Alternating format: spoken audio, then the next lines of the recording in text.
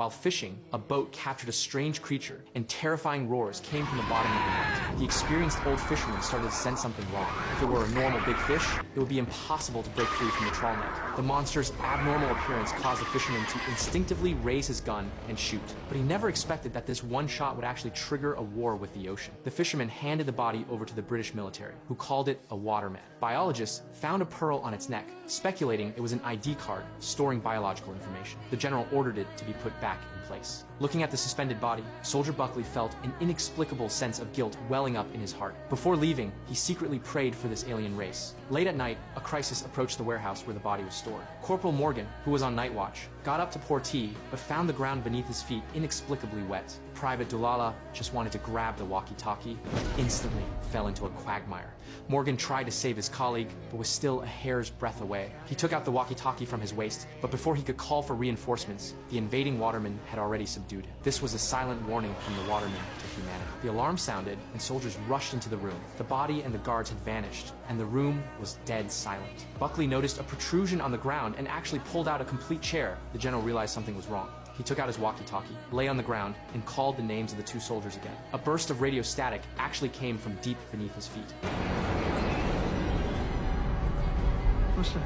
This confirmed the general's inner guess. The guard soldiers were buried underground. The situation had gone beyond imagination. Once a land-sea war broke out, the consequences would be unthinkable. Humanity would face a devastating encounter. A peaceful solution was imperative. The general decided to represent all of humanity to establish friendly talks with the ocean civilization. The research department created a translation system based on the waterman's pronunciation, then waited quietly for the ocean's response. The alarm sounded again. An unknown life form was found by the seaside. The watermen appeared, thinking that the other side could turn soil into a swamp. The general dared not act rashly. The technical department was ready for translation. Both sides began a normal negotiation. The general requested a ceasefire and promised not to offend the watermen again. The envoy was not satisfied, however. It demanded to speak directly with the whole world. Perhaps what they wanted was not a negotiation, but to use power to make humanity submit.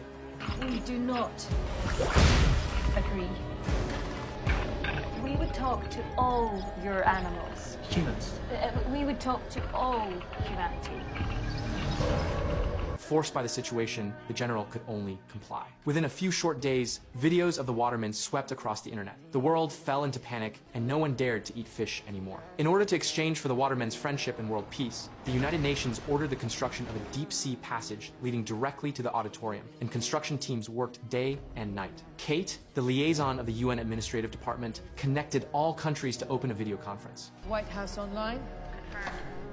All of the people Beijing. Confirmed. National Congress of Brazil. Confirmed. After confirming that countries everywhere were in place, Kate ordered the water gates opened. Immediately after, the watermen entered along the pipeline. Besides the few watermen seen during the military negotiation, several unknown forms now appeared. As the water tank filled up, the envoy appeared. Her appearance surprisingly conformed to human aesthetics. The whole audience was shocked, and the auditorium fell into a weird silence. Sir Jonathan spoke on behalf of humanity. Every time he spoke a sentence, the technical department behind him would promptly translate it into the waterman's language. I stand here as, We do not need translation. Your English is excellent.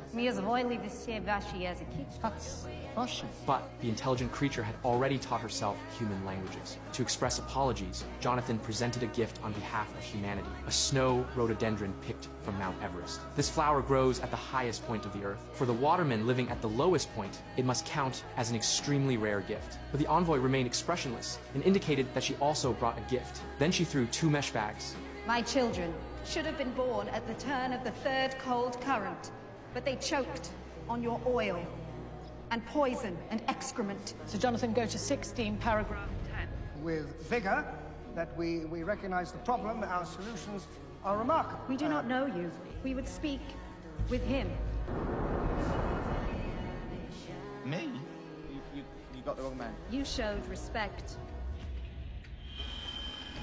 You respected our fallen kin when no others did. What are they, Christians now? Someone tell me what's going on. I'm not even religious. But we saw your kindness. Will you stand as ambassador and talk on behalf of the entire human race? Okay.